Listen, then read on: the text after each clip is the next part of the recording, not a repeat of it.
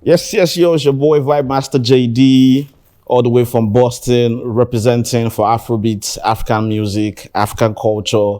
And today I'm having a special guest here with me, or I have a special guest here with me, Oxlade from Africa, Oxlade of Africa, Oxlade, the president of the Oxygens, is in Boston today. He did a show yesterday. But we'll be talking about his store as well on this conversation. We'll discuss some of the enjoyment he has done inside Boston and in North America generally. Oxlade, how you doing today, man? I'm blessed. How you doing? Good. How'd you find Boston so far? It's a good vibe. I mean, it's arguably one of my best shows. I did one of my best shows yesterday night. The energy was great. I definitely have to come back.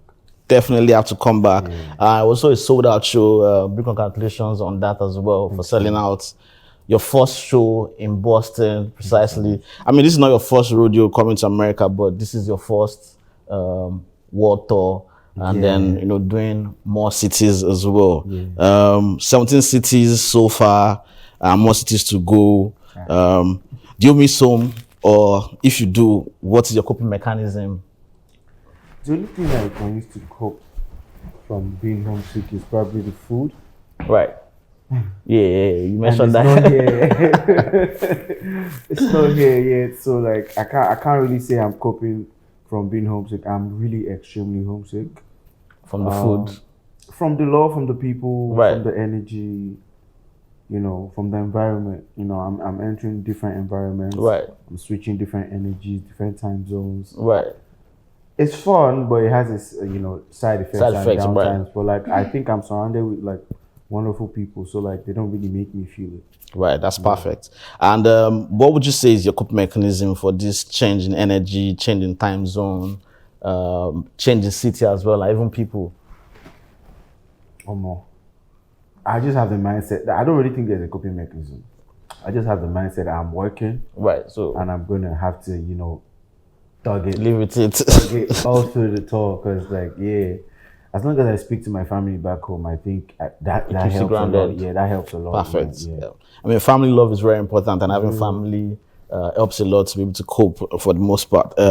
You dropped your debut album, OFA, Oxlade From Africa, 16 tracks, 9 features, beautiful music. What would you say was the fastest song you recorded off of your debut album?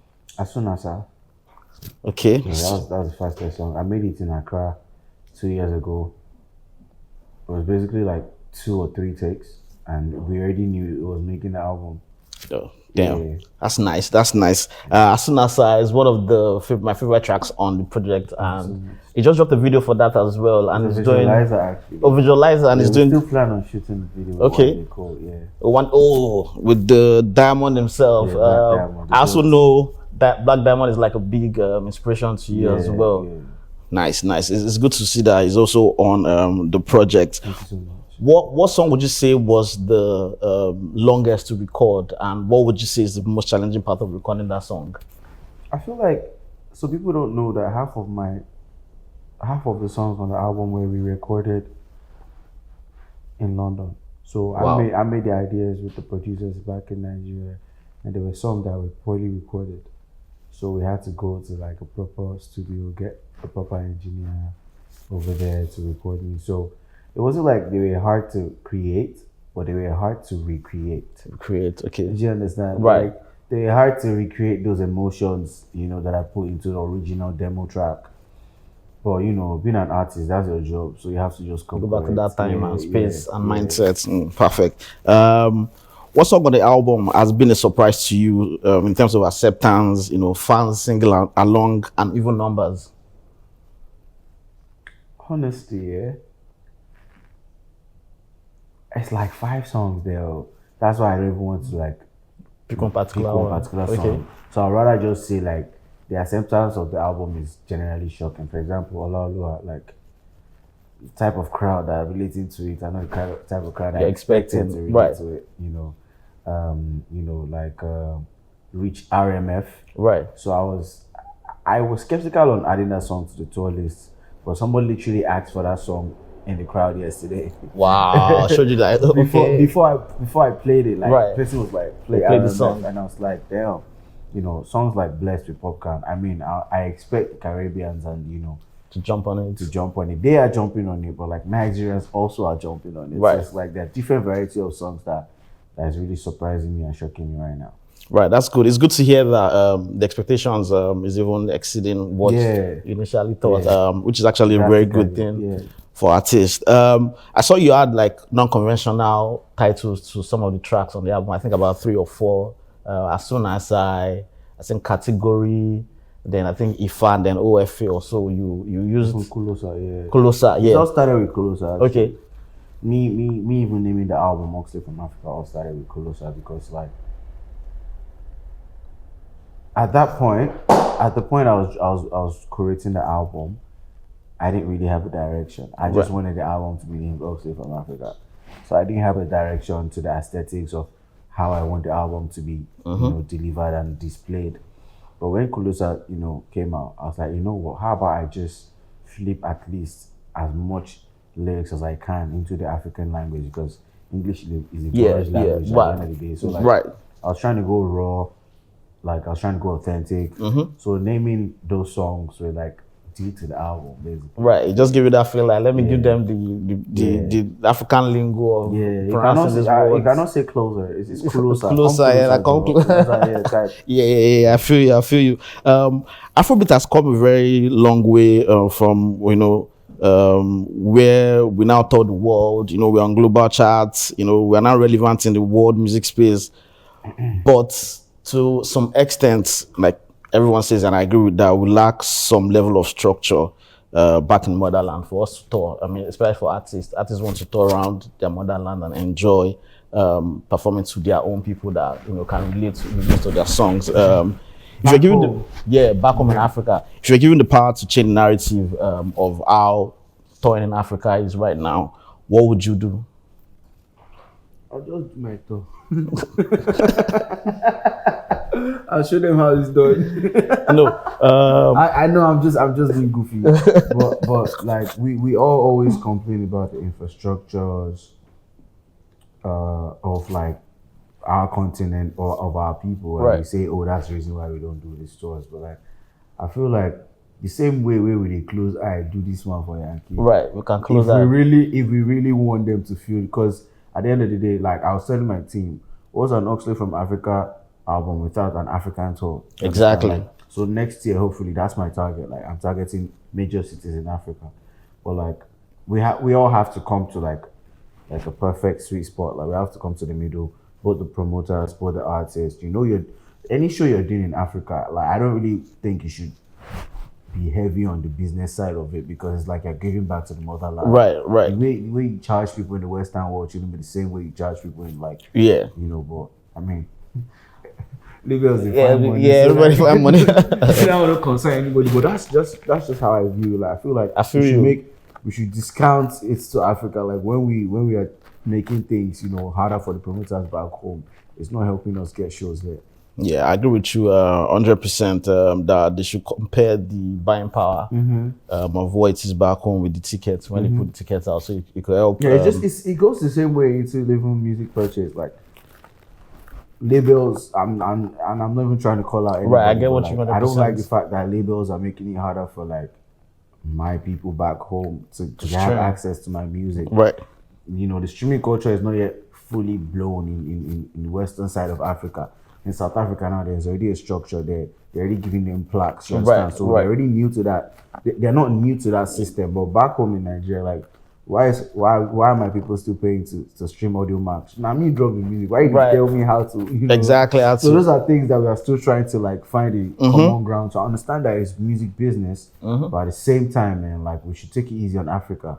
You have to balance it for Africa. Balance it, yeah. So I feel like anything we're doing, we should always just not like consider Africa, like consider as the word, like consider that these people, they are developing. Right. Rome wasn't built in a day.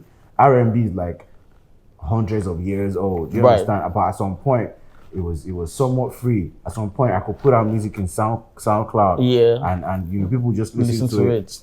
and this goes as way back as big as even them Travis Scott self. I think there are some of his albums that he just started monetizing, Right. but he gave the world for free. To And that's listen. how you harvest your fans. So like those are little topics that Yeah, that's when I watch this thing. yeah.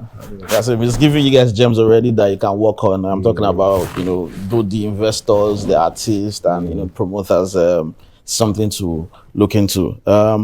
Music has brought you this far, and from jumping on the cover with Two-Face, to having Closer as one of the biggest African songs ever, and then now going on tour. What part of this journey means the most to you and has kept you grounded till now? Every part, every single part, the highs, the lows, the wins, the losses. The story they sweet if everything just sweet. Right. Understand? Like even in movie plots, you see downtimes. Even actor they collect beating. Yeah. You understand? Even if the actor will still win the film, Eventually. like everything I haven't taken for granted. Everything I'm soaking in, I'm fathoming. Maybe 2022 was so fast for me. Right. Like I wasn't ready for it, but like with time, I've learned how to like Balance control it. the pace and just enjoy the race. Right. Enjoying every moment of the journey is very important. It helps you to be able to move to the next stage of the journey as well. Oxlade from Africa, we know you have solid vocalist, and you've jumped on so many kinds of songs. Cross genre wise, what genre aside the popular genres that we know right now, which is hip hop and R&B, and aside the African genre, what genre have you come across, listen to that you feel you can incorporate into your own type of music? There's a lot of genres that I'm experimenting right now. I'm trying compa. Okay. I'm trying the Brazilian funk. Yeah, definitely. I'm trying house music. Okay. Like both South African and Western Afro house music. right. Yeah. I'm trying grime. I'm trying drill. I'm very experimental. It's just because it's what I can give you at this time and space that you can use to actually show the type of artist I am. Right. That doesn't necessarily define who I truly am. Yeah. So it's different phases. Oxlade from Africa is the Afrobeats phase. Right. Because that's the genesis. That's the mother genre that I should be representing and coming from before I dive into different genres. So watch this space. Watch this space. Yeah. That's what Oxlade from Africa is telling you guys. On a lighter note, the last time we had a conversation, you said God cannot give you what you cannot handle. Yeah. So on this light note, what have you experienced on this tour that you say, I'm not sure have you handled this one? No? I mean, I'm talking about it every way you can think about it right now. Yeah. This way or that way. Yeah. The first thing that really almost overwhelmed me is the amount of dates that I have to that I have to overcome. 30 cities just in North America, and I'm still doing 10 cities in Europe. It was like, like when as I packed my bag, they looked at this, I just be sigh. Like God, this quest where I go put myself for, like nobody send me, I mean say I want yourself. So that alone is gigantic. I don't think so many Afrobeat artists can do this. So it's like I'm also setting a target for myself. Yeah, testing yourself. Yeah. Okay. Let me switch it to another angle of that same question. Okay. Have you experienced something that you like? I should say, have you handled this matter? The same way where I tell you that time, say, God, don't we give you something? Have you handled? Yes, now. As warrior, you guys are trained for you guys are prepared for the 300 Spartan fight. You understand? Confirm. Let's say everything was working perfectly in African music space, just like in the civilized world. Where would you prefer to tour? Africa, America, or Europe? Asia, okay. Yeah, I feel like that market is untapped. And they are so much. Mad numbers. So it's like blue ocean. Do you understand? Like, see the numbers with them BTS boys they do now. Like, right, in a day. We like do that kind of. I agree with you. 10 million a day plus. Yeah, look at this. Okay. It was good to have you in Boston here. What would you say is one thing that you enjoy most about Boston? The infrastructures are very like enticing to me. The high buildings, the mixed culture. I see a lot of Asians here too. Yeah. I went to Chinatown. I'm just coming from Chinatown. I love the train system. I feel like America needs to actually own that system more because like I feel like it's neglected. That's why sometimes you get bad traffic in rush hour. Right. Yeah, transportation is a thing that I feel like It's a big deal. It's a yeah, big and I problem. like the fact that they take care of their train system and they Yes. love their train system. The audience, the Afrobeat community here, you know, I was told it's not really a party environment, but Right. I didn't feel that way when I was performing because they gave me the love that they felt like I deserved for the performance I was, you know, giving to them. So yeah, I mean, they're still here to impress me with their food. Yeah. This food matter. We'll resolve the food matter behind the scene when we are done with this one. As a ladies' man that you are, you know, which city has shown you? How do you know I am a ladies' I mean, man? ladies, tell me if I'm saying the wrong thing. You didn't even ask me if I'm a ladies' man. I said, as a ladies' man that you are. That's confirmed. I feel you. As a ladies' man, right, which city has showed you the most diverse ladies on this tour? Ladies will be like say, Every this city city. has diverse ladies. I won't lie to you. Like every city is blessed. You understand? God deposits all of them for different cities. Right. Yeah. I've been having a good time. If you're having a good time. On stage though, yeah. Oxlade from Africa, having a good time across the world. Hallelujah. My last question, which is actually, you know, typical one I always do, you know, advice to young upcoming artists right now that looking at your pages, you know, looking at what's going on tour right now and want to do the same thing, you know, with themselves. What would you tell them, you know, to prepare their minds for and to do ahead of that time in their career? Yeah, first of all, they should first stop calling themselves upcoming artists. Okay. Yeah, that's the first thing. That Start from mindset there. has to first drop. Okay. Like start before the world sees it. Okay. Do you understand? 100%. I'd rather call them fast rising. Fast rising. Do you understand? So like, you know, that just shows the growth regardless of what pace is going on with you. But the most important thing I'll tell you is to be your biggest fan and be your biggest critic. Nobody if you feel your music give you know they feel your music. I mean, Nobody if you push your music reach you if you know they push your music. No fan could carry you for head if you don't carry yourself for head. Do you understand? And if you take, you know, if you see criticisms, don't take it to heart. Do you understand? Just pick the things because more no lie to ourselves. Like some of the things these critics say are true. right. Do Just you actually looking understand? to them. And they are unbiased about it. Right. Some might have agendas, some might be personally a target to you. Right. But just pick what you can pick from there And work on it. and work on it. Do you understand? And also, you are not proving anybody wrong. You are proving yourself right. You understand? You are not doing this to prove anyone. I want to show that you are not showing them. You are showing yourself that you can push yourself to the next level, or you can push yourself to levels that nobody thought you could get to. Yeah, that's my 2 cents. Inspirational Oxlade. Inspired to aspire. I did to Maguire. Oxlade, man, thank you for joining me to do this interview. I hope to see you again back in Boston next year on a way bigger form, you know, bigger venues, you know, even a larger tour, the one that will be world tour from America to Asia to every part of the world, just like you want it. And probably a new project again. Yeah, definitely. So I would say congratulations on you sold out night yesterday, and I wish you good luck on, you know, the remaining shows ahead of you, man. Thank you so much. God bless, man. Appreciate you. Respect. Increase.